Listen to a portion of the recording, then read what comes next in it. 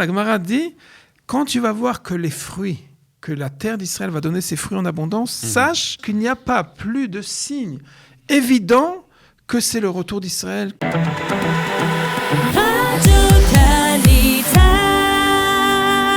Et nous nous retrouvons comme chaque lundi avec le rabbin Avram Drey. Bonjour Shalom. Avram. Shalom Ouvara. Merci beaucoup d'être avec nous pour une question qui est d'actualité, puisque c'est une question concernant la Shemitah. La Shemitah qui est, on va dire, entrée en vigueur déjà depuis 2 mois, exactement. Et on commence à avoir donc une production sur les marchés de fruits et de légumes. Et la question se pose, que doit-on faire ? Alors, une question vraiment très pratique. Au marché, dans les supermarchés, comment doit-on choisir les légumes et les fruits ? Très bonne question. On va commencer. Je commence très très haut.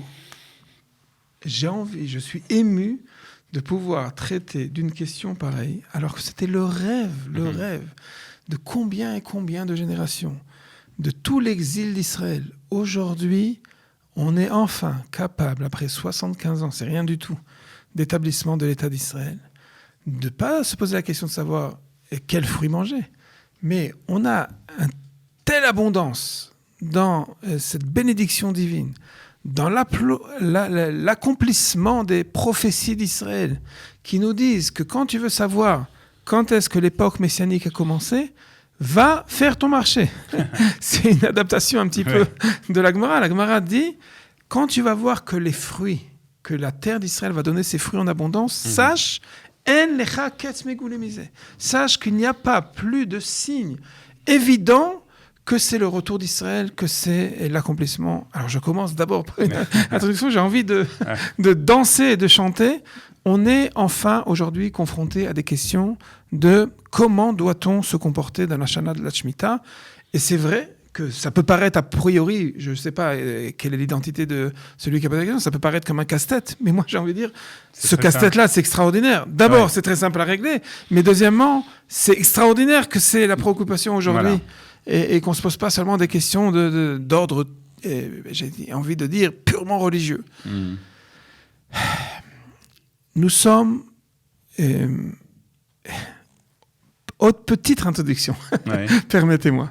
Les véritables questions de la Shemitah ne sont pas des questions de savoir quelle banane aller acheter et quelle salade je vais préparer. Ça, c'est des questions, je comprends, critiques en ce qui concerne le consommateur, et j'ai rien contre lui. Mais les véritables questions de la Shemitah sont des questions du terrain, sont des questions, j'ai envie, d'ordre national. Comment, une fois tous les 7 ans, la production nationale doit être établie, comment elle doit être distribuée. Ce sont des questions véritablement, là aussi c'est messianique, là aussi c'est prophétique. Grâce à Dieu, on doit savoir comment l'État d'Israël, la solution mamlarti, la solution nationale, en ce qui concerne les questions de production agricole, de travail des terres et de gestion de la distribution de la production. Mais si... Et encore une fois, je ne dis pas ça par... Il faut en effet donner également la solution en ce qui concerne... Je vais faire mon marché, comme dit à l'instant. Qu'est-ce que je fais ? Bien.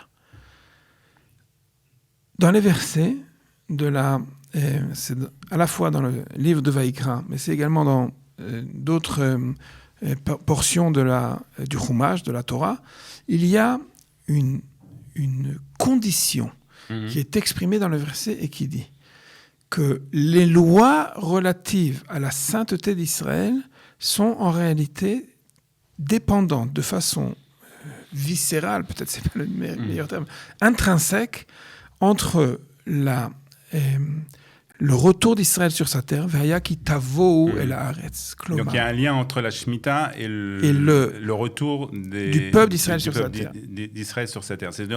Vraiment, c'est dans le nombre de... c'est vraiment presque statistique. On va en parler tout de suite. La terre d'Israël est sainte.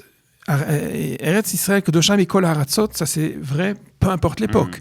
Il y a une sainteté par le fait que Dieu a choisi cette terre de l'ensemble de toutes les patries du monde. C'est celle qu'il a attribuée au peuple d'Israël. Déjà, il y a une sainteté. Et ça ne dépend pas en effet de savoir, même s'il n'y a pas un juif et qui réside sur cette terre. Bien.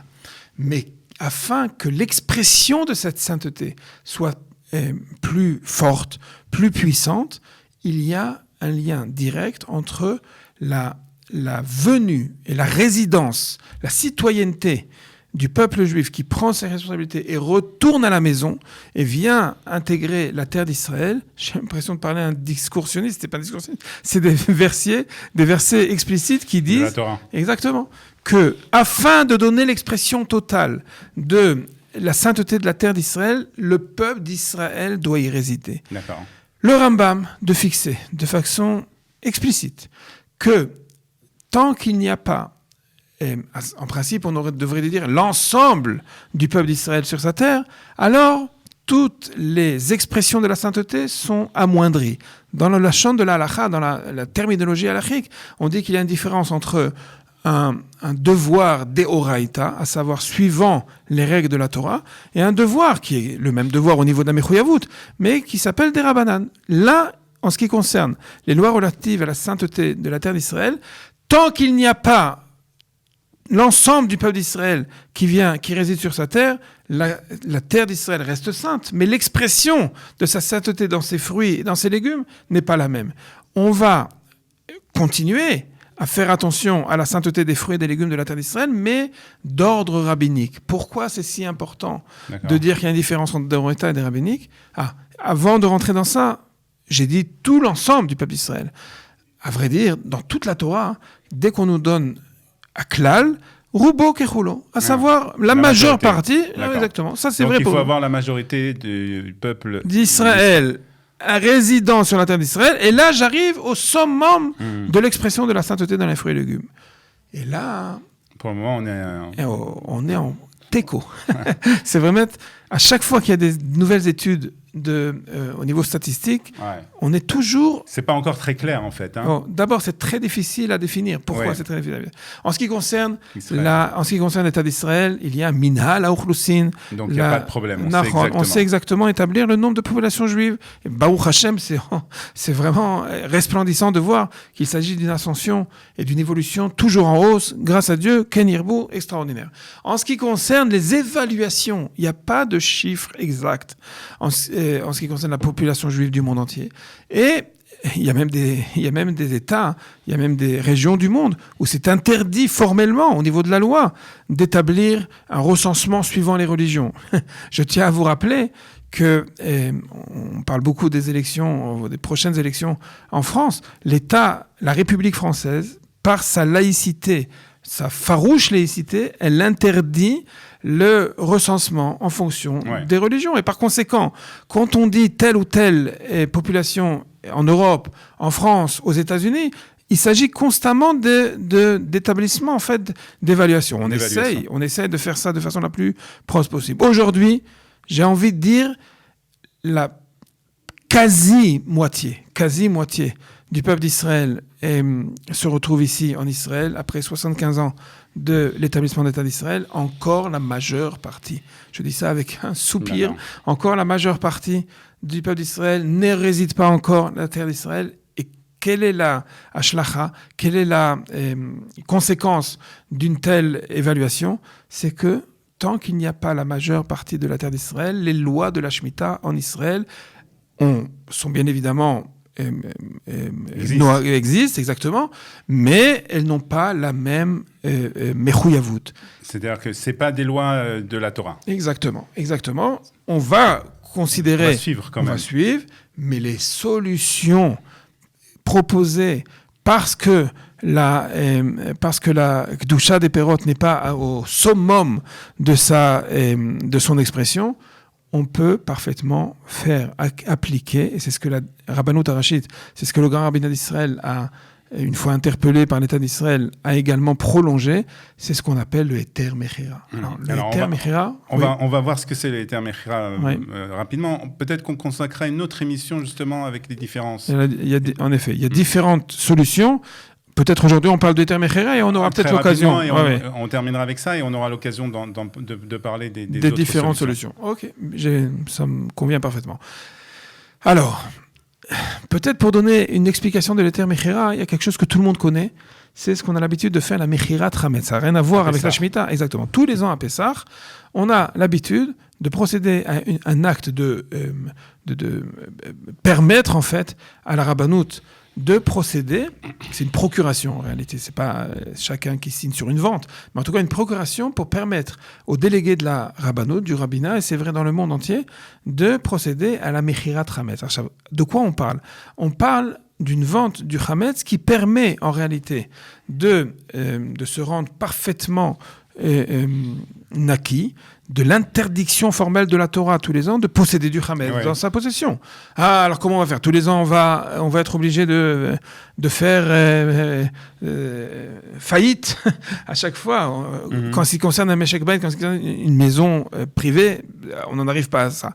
Mais imaginez-vous un peu les marsanim de Osem, de Rami Levi, ou bien de la bière Carlsberg, et si chaque année on lui dit qu'il doit anéantir toute sa production, et ça risque d'être complètement ingérable. Et par conséquent, pour des raisons de parnassa, pour des raisons de kalkala, d'économie, pour des raisons de permettre à l'industrie israélienne de pouvoir les Itkayem, de pouvoir exister, on permet, ou même on conseille aux grandes productions, aux grands producteurs de vendre. Et c'est comme ça que c'est fait. Ça règle tout à fait la question halachique de savoir comment produire et comment réaliser en fait le hirsoun, l'amas de toute cette production chametz pendant Pessah. L'idée est à peu près la même, à savoir l'interdiction de distribuer, de produire, de faire les hatzmiach, de faire produire la production agricole, je vais trouver le mot très bientôt, est permise en ce qui concerne si cette production, en fait, même si c'est sur les terrains géographiquement de la terre d'Israël, mais si la propriété n'était pas une propriété juive, c'est pas la même chose. Et par conséquent... Donc il y a une sorte de vente qui est faite. Exactement, c'est pas une sorte de vente.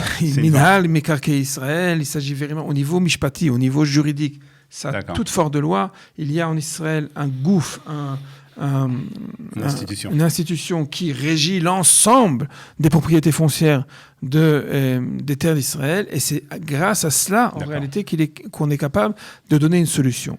Comme dit, c'est une solution très controversée, on en parlera certainement quand on va parler également des différentes autres solutions, mais en réalité, pourquoi elle est permise malgré tout, et même elle est même recommandée, c'est parce que en réalité, la vigueur des lois de la Shemitah cette année ne sont pas encore, tant que le peuple d'Israël n'a pas choisi de venir, ne sont pas encore. Donc c'est une solution intermédiaire jusqu'à ce que le peuple d'Israël décide de rentrer à la maison. On reparlera bien entendu parce que c'est un sujet très intéressant aussi et aussi très controversé concernant justement ces différentes kashruyot qu'on retrouve dans les marchés. Donc une prochaine question qu'on posera. Merci beaucoup. Toda Shavua Tov et à bientôt. Shalom.